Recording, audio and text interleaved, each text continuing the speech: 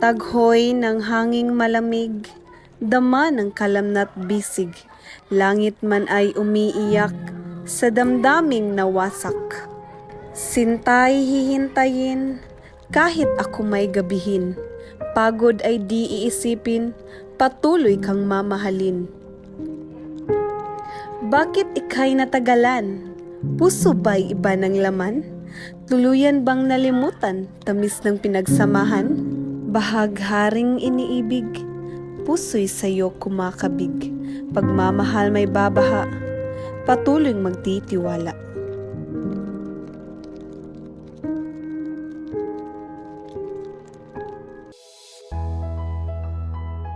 Ang layunin ng tulang ito ay ipahayag ang lungkot at pangungulila ng isang tao dahil sa pagkawala ng minamahal.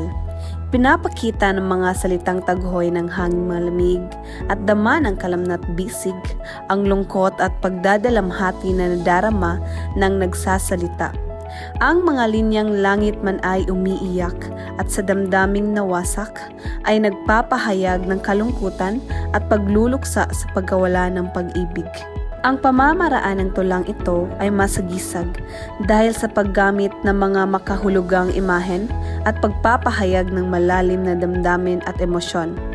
Gamit ang mga salitang may malalim na kahulugan at mga pahayag na naglalarawan ng mga proseso ng puso at isipan, nagagawa nitong likhain ang isang makahulugang larawan ng pag-ibig, lungkot at pag-asa.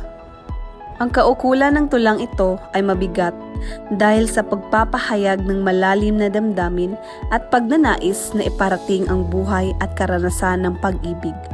Sa pamamagitan ng mga salitang may malalim na kahulugan at mga imahe na naglalarawan ng mga proseso ng puso at isipan, nais ng tula na magbigay diin sa kalungkutan, pag-asa at pagtitiwala sa gitna ng mga hamon ng pag-ibig. Sa ritmo o indayog ng tulang ito ay may pagkakasunod-sunod at pagkakaulit-ulit na mga pantig o tugma sa bawat taludtod. Ito ay nagbibigay ng musikalidad at daloy sa pagbasa ng tula. Ang imahen sa tulang ito ay isang taong nangungulila sa kanyang isang iniibig, na kahit anong sakit ang ibinigay ng kanyang minamahal ay hinding-hindi niya ito pagsusukuan. Ang damdamin na nais ipahayag ng tulang ito ay ang kalungkutan dahil ipinaramdam sa tula ang kanyang mabigat na kalooban. Ang tema ng tulang ito ay tungkol sa pag-ibig at paghihintay sa minamahal. Ipinapakita nito ang lungkot at pangungulila ng isang nagmamahal na naghihintay sa pagbabalik ng kanyang minamahal. Kahit na ito ay tila malabo na, sa kabila ng pagsubok at paghihirap, nananatiling bukas ang puso ng nagsusulat para sa pagmamahal at pananampalataya sa kanilang relasyon.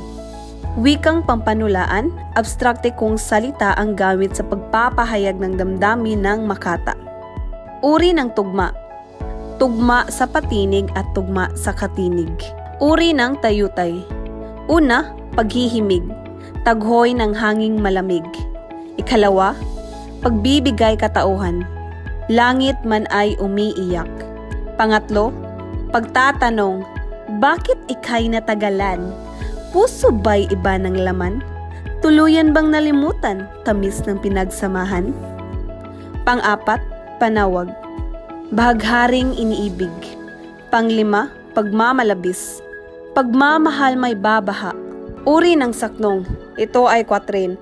Ang uri ng tulang ito ay kwatrin dahil ito ay binubuo ng 4 na taludtod sa bawat saknong.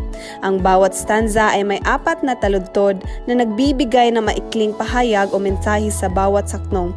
Sa pamamagitan ng paggamit ng quatrain, mas madaling maipahayag ng makata ang kanyang mga saloobin at ideya ng mga kahusayan at balanse. Kayarian ng tula. May sukat, may tugmang taludturan. Ang kayarian ng tulang ito ay quatrain. Ito ay binubuo ng 4 na linya sa bawat stanza na sumusunod sa isang particular na skema. Sa pagtugma ng mga taludtod, ang bawat stanza ay may 4 na taludtod na nagbibigay ng maikling pahayag o mensahe sa bawat saknong.